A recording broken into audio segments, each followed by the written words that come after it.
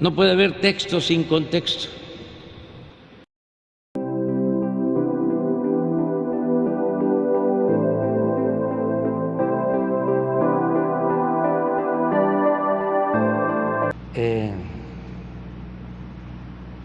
Ahí está bien la revolución y que puedan manifestarse. No es ninguna novedad que Woldenberg sea el orador, forma parte del grupo, es como el maestro político de Lorenzo Córdoba y de todo ese grupo. Y pues yo sostengo que hace falta la reforma electoral porque se gasta mucho en la organización de las elecciones, 20,000 millones de pesos. ¿Cuánto tiene de presupuesto Yucatán al año?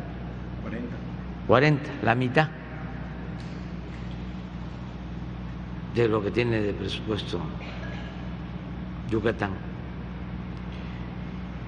Es el país en donde cuesta más hacer elecciones de todo el mundo. Pero a eso hay que sumarle lo que se destina en cada estado, porque están hechos los organismos estatales igual que el organismo nacional. Entonces hay 32 organismos estatales, también con presupuesto, también con dinero para los partidos. Entonces lo que estamos planteando es reducir el costo de las elecciones, el que no haya duplicidad, que un solo organismo nacional organice las elecciones en todo el país, que no haya diputados ni senadores plurinominales.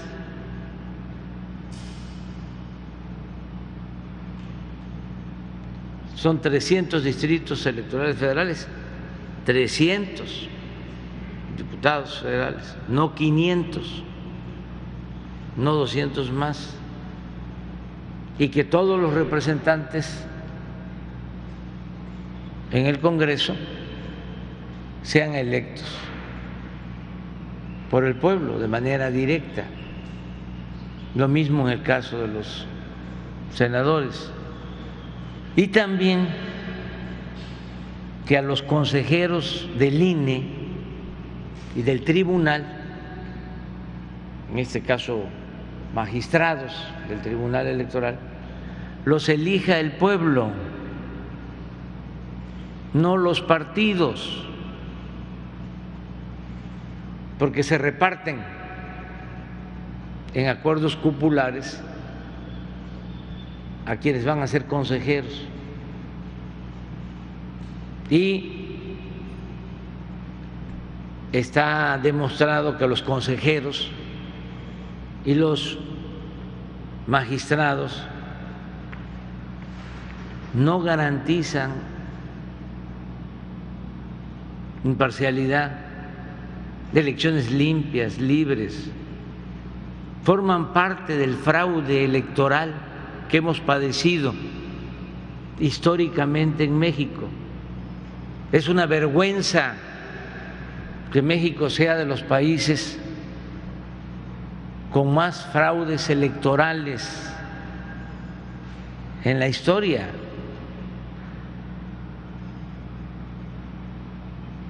Cuando nos robaron la presidencia en el 2006, entre muchas cosas, llega la protesta legal, la impugnación hasta el Tribunal Electoral. Y una magistrada sostiene, ante el hecho de que habían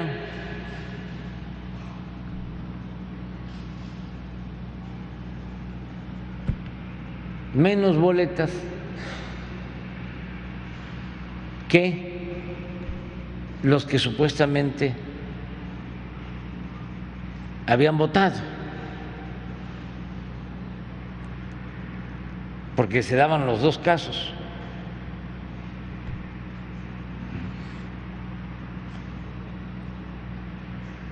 Votaban hasta más de los empadronados, votaban hasta los difuntos, pero también, como se va marcando quién participa, al final no aparecen las boletas o son menos que los que fueron a votar. ¿Qué creen que fue el argumento, si se puede decir de esa manera, o la excusa de la magistrada de que muchos jóvenes llegaban a votar, les entregaban las boletas y en vez de depositarlas se las guardaban y se las llevaban para tenerlas de recuerdo? Esto que les estoy diciendo es verídico, se puede probar, está en los medios. Y de ahí en adelante.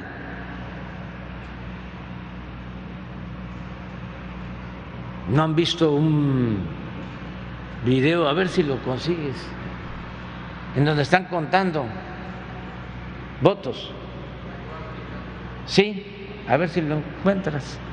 Es que se padece como amnesia. Y ahora resulta que vivimos en un país con instituciones democráticas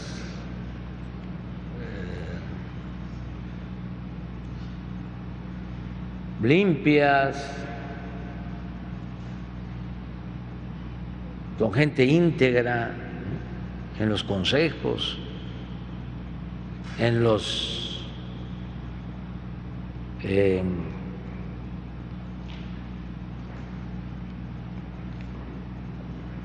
tribunales electorales. Aquí en Yucatán, los que tienen más edad, ¿cuántos fraudes?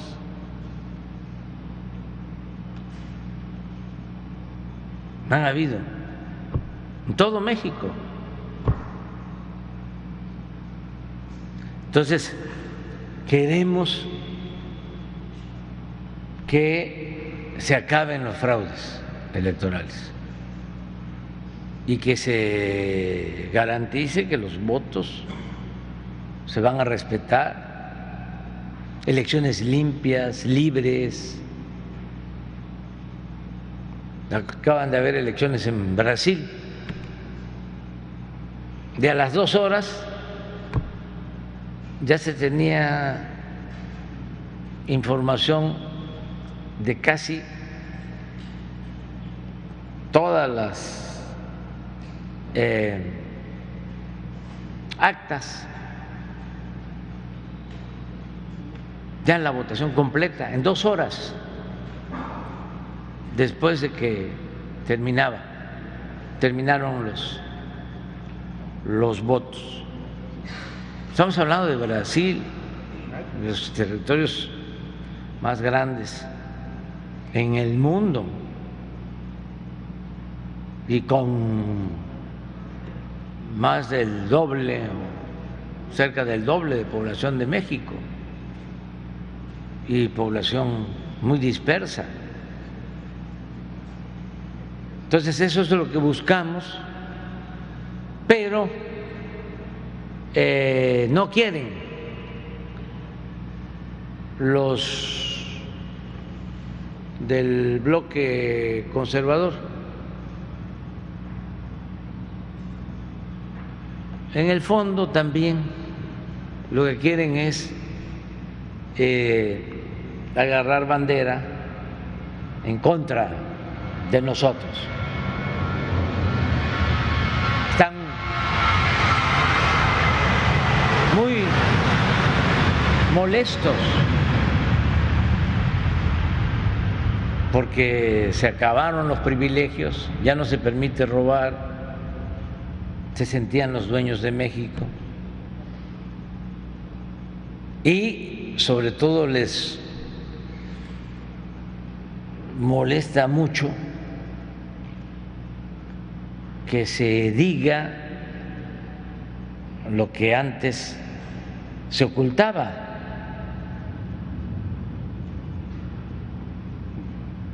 Les molesta mucho decir que hay racismo, que hay clasismo. Eso los pone muy enojados. Ayer veníamos en el avión y se paró una joven ahí en el vuelo y se aventó un discurso en contra mía. Pues sí, estoy muy consciente de eso, porque no son pocos. Yo tengo una aceptación de alrededor del 70%, pero tengo como 26, 28, 30% en contra.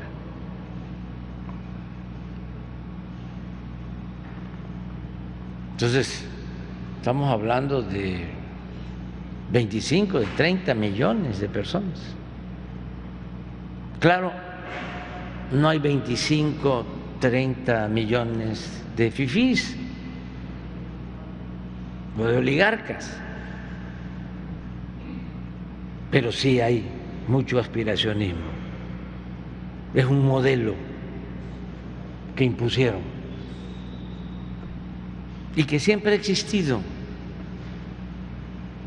en todo el país. Aquí en Yucatán, imagínense que había esclavitud en la época de Porfirio Díaz. ¿Saben cuándo se abolió la esclavitud en Yucatán? En 1914.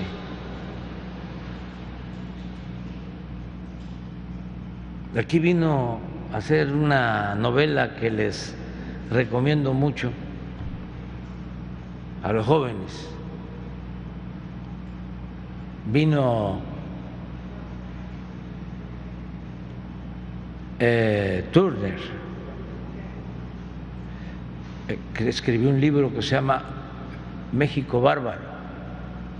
Y hay una escena en donde un capataz de una hacienda en Yucatán ordena que le peguen de latigazos a un peón, y él está viendo cómo lo están azotando y se está fumando un puro, y era hasta que se cayera la ceniza del puro. Se habla, los que son fumadores de tabaco, que un puro bueno, de buen tabaco, un habano de aquel entonces y de ahora, no se le cae la ceniza, se queda. Entonces habían grilletes, habían cepos, había esclavitud. O sea, el auge del Enequén, ese progreso, estuvo vinculado a la esclavitud. Por eso el Paseo Montejo. Entonces, hablar de eso hasta molesta.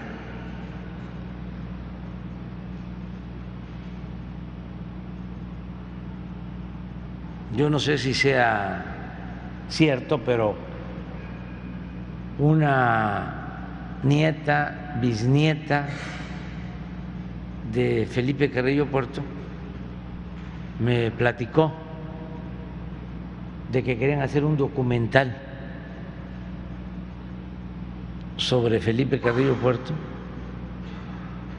y sus tías o tías abuelas, porque Carrillo Puerto había tenido más mujeres.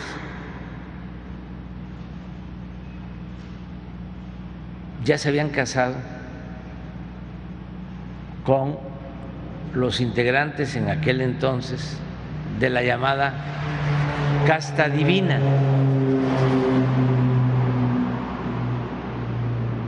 Y cuando ella quiso, porque trabaja, ahora seguramente va a responder si es cierto o no, cuando quiso ver a sus tías o a sus tías abuelas para recoger los testimonios, no quisieron, ya no querían saber nada, porque el avance del conservadurismo era predominante. Afortunadamente fueron otros tiempos y ahora ya no hay esclavitud,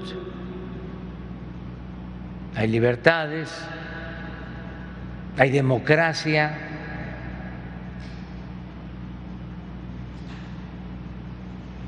y hay progreso con justicia en Yucatán. Pero eso es lo que pasa.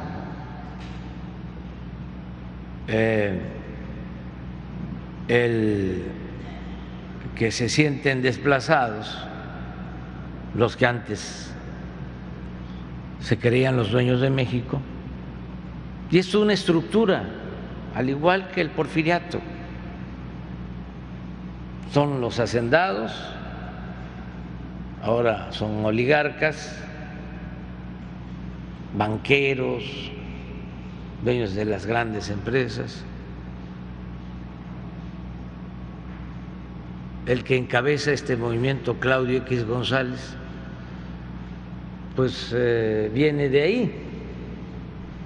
Su papá, cuando no era presidente del Consejo Coordinador Empresarial, era presidente de la Coparmex o de la Asociación de, antes se llamaba Hombres de Negocios y ahora se llama Consejo Mexicano de Negocios, pero una especie de, lo dije, ¿no?, de Fidel Velázquez, del finado Fidel Velázquez, pero del sector empresarial. Él encabeza,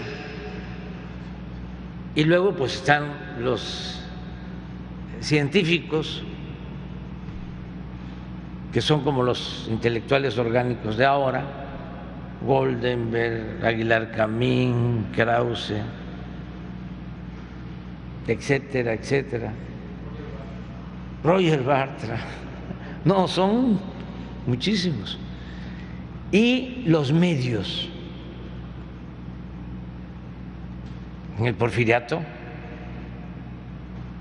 a todos los medios los tenían apergollados. Por eso se tuvieron que ir los Flores Magón hacer el periódico Regeneración a Estados Unidos. Y eran muy pocos los periódicos independientes. Aquí había un periódico democrático durante el periodo maderista que era de Carlos, se llamaba, ¿no? Era el abuelo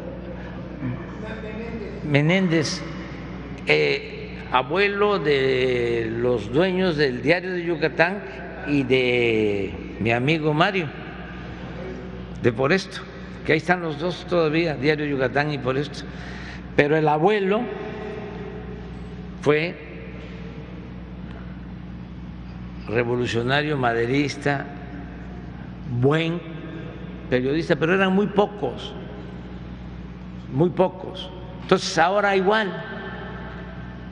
El otro día me reclamaba alguien de que dije que de 10 articulistas,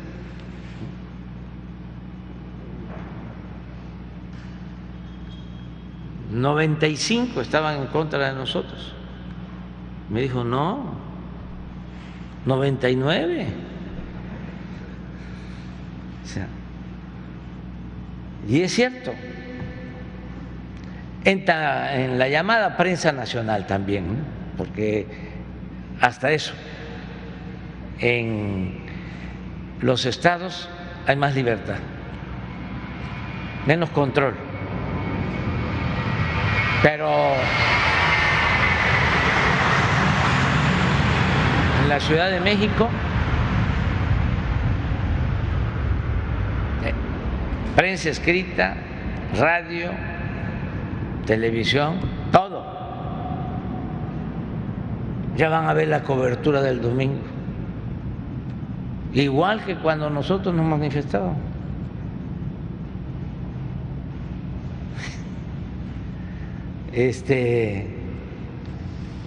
Pero bueno, así es esto. Yo celebro que haya estas manifestaciones por dos razones. Primero, porque se demuestra que vivimos en un país democrático y se garantiza el derecho a disentir. Y segundo, porque se quitan máscaras, se combate la simulación. Hay definiciones. Es que lo que más afecta, acuérdense que en México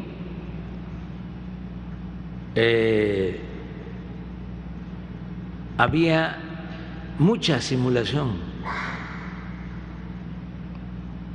habían hasta partidos paleros,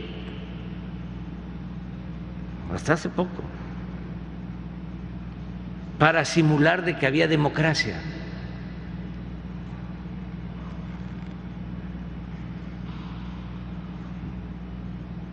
Entonces, en el periodo neoliberal se habló mucho de la sociedad civil, de los independientes, de los que no tenían partido, que incluso repudiaban a los partidos. Puro choro, mareador. Y ahora no, ahí van a estar agarrados de la mano, todos.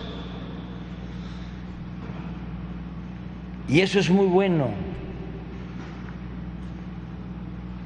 porque mediatiza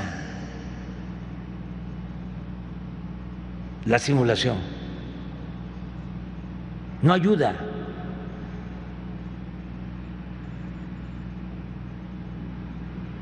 Son tiempos de definiciones y yo lo tengo muy claro y ofrezco disculpas para los que no piensen de la misma manera. Además, no tenemos por qué pensar todos de la misma forma.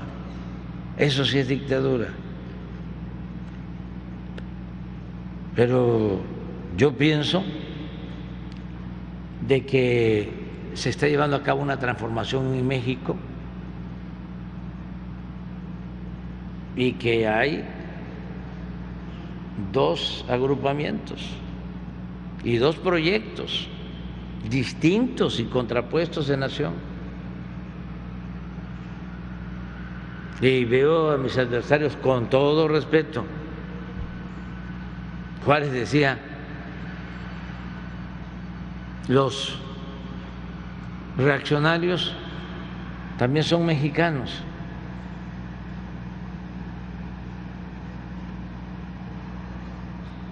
Desde luego. Pero somos distintos. A ellos los mueve el interés por el dinero, ese es su verdadero Dios. Nada más que son muy hipócritas y son, repito, racistas, clasistas, aspiracionistas, se creen superiores, sabiondos, son también déspotas, son de los que maltratan a sus trabajadores, van a un restaurante y en vez de llamar al mesero le hacen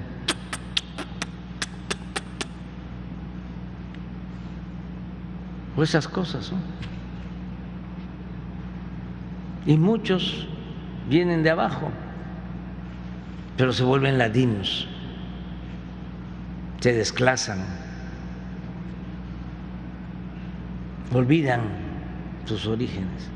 A veces esos son hasta peores. Es como los que vienen de la izquierda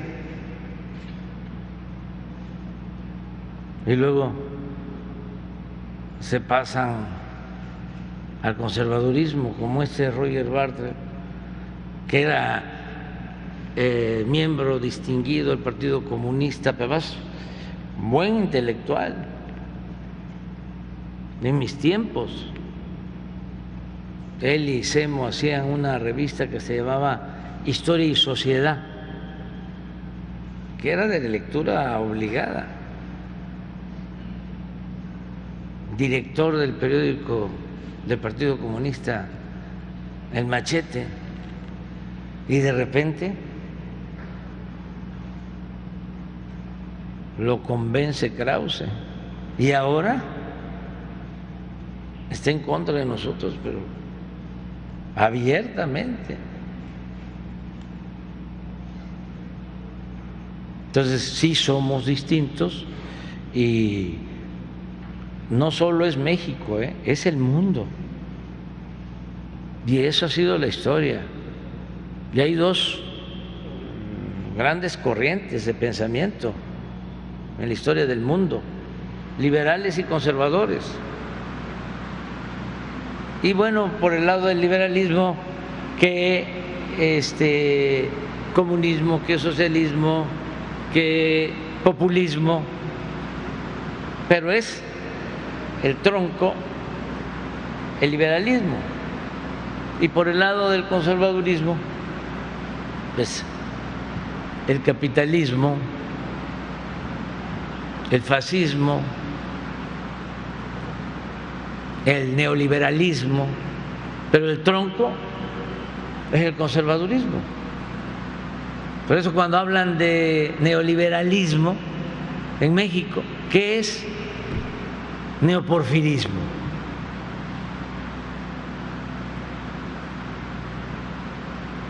Entonces vamos a estar pendientes de la movilización y que les vaya bien. Presidente, ¿ve oportunidad de negociar? Porque así como están ahora las posiciones, parecería que esta reforma no va a pasar. El PRI ya también dijo que están en No, contra. porque no se trata de negociar. Los principios no se negocian. Bueno, para sacar la reforma. No.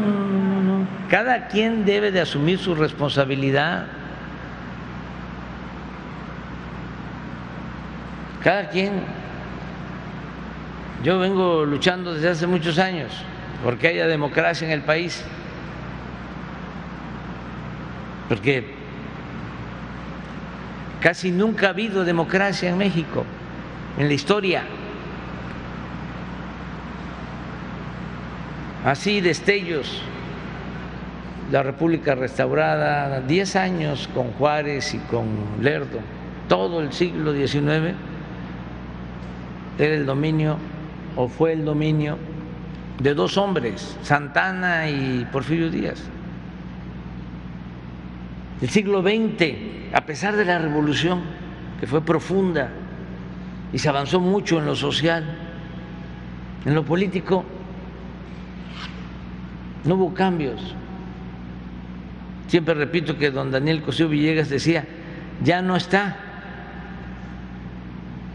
Porfirio, pero se quedó doña Porfiria. ¿Cuántos años, décadas de predominio de un solo partido, de un partido único? Si hasta ahora se empiezan a dar los primeros pasos, después de fraudes, de muchos fraudes. Entonces, estamos obligados a dejar establecido un auténtico sistema democrático y no solo quedarnos en la democracia representativa, sino avanzar hacia la democracia participativa. Por eso la importancia de las consultas, de la revocación del mandato. No es que ya elegimos un gobernador, elegimos a un presidente y resulta que se echó a perder o ya estaba echado a perder, pero actuaba con mucha hipocresía y engañó, o con la publicidad, con los medios, lo introdujeron al mercado como se introduce un producto chatarra y lo imponen con dinero, con publicidad. Bueno, a los 3 años se puede llevar a cabo una consulta y se revoca el mandato, porque así como el pueblo pone, el pueblo quita, y el pueblo es el soberano, no las élites. Entonces, dejar establecido un sistema democrático auténtico con autoridades electorales de inobjetable integridad, honestidad, incapaces de participar en un fraude como ha sucedido, es una necesidad para el país, es parte de la transformación. Que no quieren, pues ya cumplimos. No se lograron los votos, aplausos.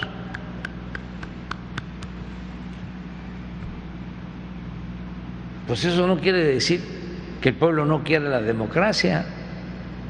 no la quieren las élites.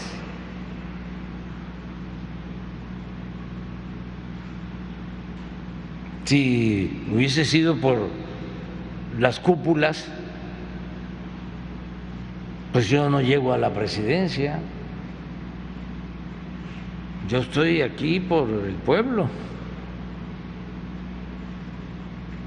Y por eso es al que respeto, al que me debo. Es mi único amo. Pero no me puso Claudio ni los grupos empresariales, como sucedió en otros casos, o los medios de información. Entonces, que los legisladores actúen como auténticos, verdaderos representantes populares, que le pregunten a la gente antes de votar qué opinan, y si no hacen caso, porque hay encuestas, se hacen encuestas y en todas la gente lo que quiere es que sea el pueblo el que elija a las autoridades electorales. ¿Por qué van a elegirlos los de la cúpula de los partidos? Se los reparten, 3 para ti, 3 para mí, y uno por allá, o 12. Y ahí ven haciendo cada cosa en el Consejo del INE, en el Tribunal Electoral. Pero la verdad, no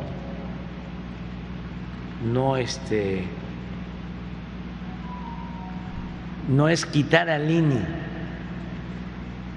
Usted me preguntabas de Goldenberg. Les comento que estaba yo llegando a dirigir un partido y estaba la negociación sobre una ley electoral. Ya les platiqué de cómo por nosotros logramos 2 cosas desde la oposición. Logramos muchas, pero una, el que por primera vez, como en 1996, que no hace mucho, se permitió a los partidos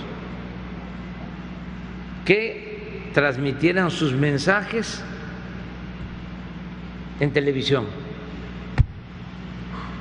porque ni pagando se podía entrar a la televisión. Se iba a una televisora y se decía: aquí tengo este mensaje, aun cuando fuese un mensaje fresa, y de acuerdo a las tarifas te tengo que pagar tanto por segundo, por minuto. Ahí está. No. Y en esa negociación sobre la nueva reforma electoral de aquel entonces, estaba Zedillo, Chaufete era el secretario de Gobernación, se hacían las reuniones allí en Gobernación. Yo llevé tanto a Televisa como a Azteca unos mensajes porque venían unas elecciones, estaba yo llegando, municipales. Y en los 2 casos me dijeron: sí, deja aquí. Me acuerdo que eran unos cartuchos así.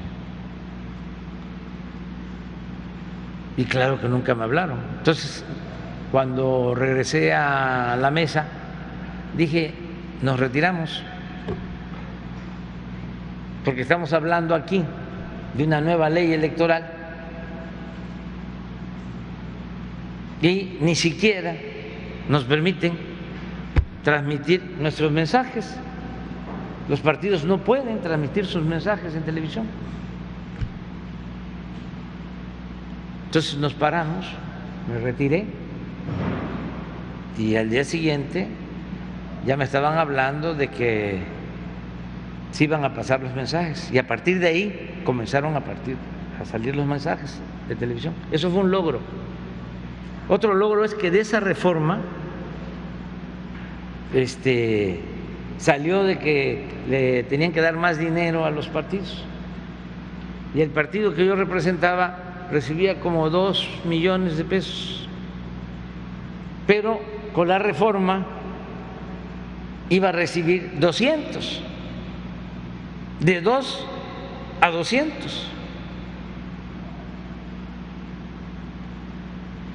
Y dijimos, no, es una exageración. Por eso puedo hablar, si no, pues me tendrían sometido. Yo me acuerdo que me dijo Zedillo, le voy a ver cobrando el cheque. Pues de 2 millones a 200. Entonces no votamos nosotros por la reforma y pues ganaron, ¿no?, los que querían la reforma y en efecto se incrementa el presupuesto a los partidos y empieza a llegar, como se dice coloquialmente, la mesada o el moche grande. Entonces, ¿qué hacemos? Ya no eran 2 millones al año, sino 200 al mes, pues como de aquellos como 15, 18 millones. Esto en el 1996, 97. Entonces decidimos, vamos a usar el dinero para crear un fideicomiso y darle becas a los niños de compañeros nuestros que habían sido asesinados, sobre todo durante el sexenio de Salinas de Gortari, muchos asesinados luchando por la democracia, que habían quedado huérfanos en Michoacán, en Guerrero, después del 88. Entonces se creó un fideicomiso para ayudarlos, a las viudas. Lo segundo, casas para defender a migrantes en la frontera. Y lo tercero, entregar de manera gratuita los libros de secundaria, porque en ese entonces solo eran gratuitos los libros de primaria. Y donde gobernábamos se entregaban gratuitos los libros de secundaria. Entonces, molesto Zedillo dio la orden al secretario de Educación, señor de apellido Limón, Miguel Limón, para que se entregaran gratuitos todos los libros de secundaria en el país. Logros nuestros. Y cuando estábamos en la negociación, lo mismo, 2, 3 propuestas del PAN. Por cierto, los 2 que propuso el PAN en ese entonces ya son finados, uno no, pero sí, no eran 3, Molinar, Orcasitas y Lujambio, los dos son finados. Y luego el PRI 2, Oñate, Santiago Oñate, sí, y Merino y una investigadora Pechar, Jacqueline Pechar, eso. Y nosotros propusimos a un señor Cárdenas, que nos decían que era muy recto. El caso es que apenas se integró el Consejo y se nos fue para el lado del gobierno. Y los dos que aguantaron, uno fue Cebadúa y el otro Cárdenas, Jaime Cárdenas. Pero ya estaba el Consejo, faltaba el presidente. Entonces, sí, la propuesta que traían, ya amarrada, era el maestro Alcocer, Jorge.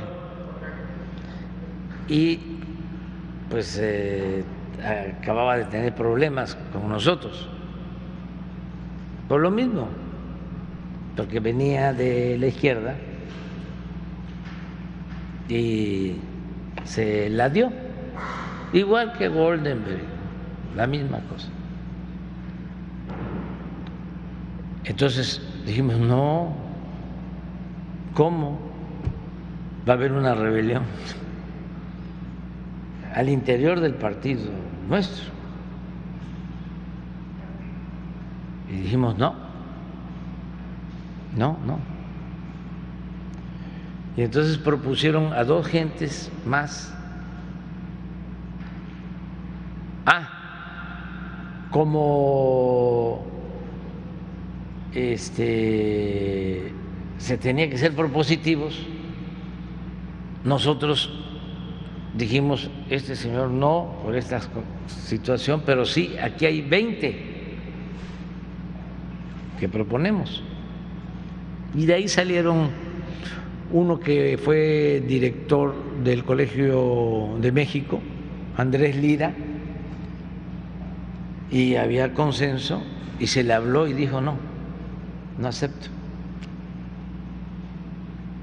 Y luego un constitucionalista, también el hijo se llama igual, nada más que ya falleció. No recuerdo su nombre. Muy famoso, buen abogado, Fixamudio, y no aceptó. O sea, ya van 3 y en el cuarto salió Goldenberg. Y ese sí dijo que sí. Esa es la historia. Sí. Gracias por ver nuestros videos. Te invitamos a que te suscribas.